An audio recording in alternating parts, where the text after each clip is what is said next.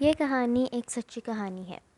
یہ اس وقت کی بات ہے جب میں یونیورسٹی کی ٹرپ پر سری لنکا گئی تھی۔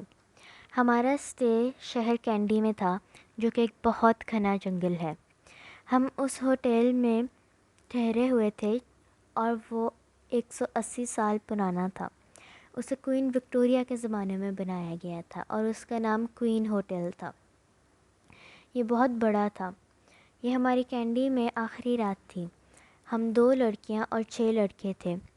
کوریڈور کے ایک اینڈ پر لڑکیوں کا روم تھا، جبکہ دوسرے اینڈ پر لڑکوں کا۔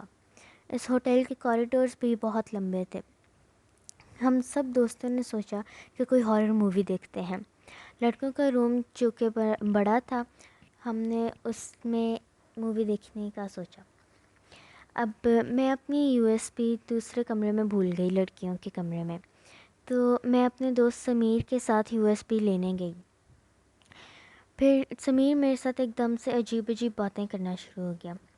اس نے کہا، تمہیں پتہ ہے، میں رات کو جب سوتا ہوں تو مجھے اپنی کمر پر کسی کی انگلیاں چلتی ہوئی محسوس ہوتی ہیں۔ کوئی چارپائی کے نیچے سے گول گول دائروں میں میری کمر پر انگلیاں چلاتا ہے۔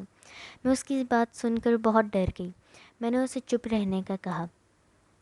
چلتے چلتے میں سمیر سے 2 قدم آگے ہو گئی، کیونکہ سیڑھیاں لکڑی کی تھیں تو ایک دم سے خاموشی ہو گئی اور مجھے اس کے قدموں کی آواز نہیں آئی۔ میں نے مڑ کر دیکھا تو سمیر غائب تھا۔ میں اسے ڈھونڈتے ڈھونڈتے کوریڈور کے آخر تک آ گئی، مگر وہ نہیں ملا۔ میں نے روم سے یو ایس بی لی اور واپس لڑکوں کے روم میں جا کر بیٹھ گئی۔ مجھے وہاں بیٹھے بیٹھے کوئی 15 منٹ گزر گئے جب سمیر اندر آیا۔ میں نے اسے پوچھا، تو مجھے چھوڑ کر کہاں چلے گئے تھے؟ اس بات کا اس نے جو جواب دیا، وہ سن کر میں خوفزدہ ہو گئی تھی۔ اس نے کہا، میں ابھی تو تمہارے ساتھ ہی اندر آیا ہوں۔ روم میں بیٹھے سب لوگوں نے بھی اسے بتایا کہ میں تو 15 منٹ سے یہیں پر بیٹھی ہوئی تھی۔ سمیر بھی یہ سن کر بہت حیران اور خوفزدہ ہو گیا۔ اس کے بعد ہم نے ہارر مووی نہیں دیکھی اور اگلے دن ہی فوراً وہاں سے نکل پڑے۔ یہ آج تک کوئی نہیں جانتا کہ میرے ساتھ سمیر کی شکل میں کون تھا اور سمیر کے ساتھ میری شکل میں کون تھا۔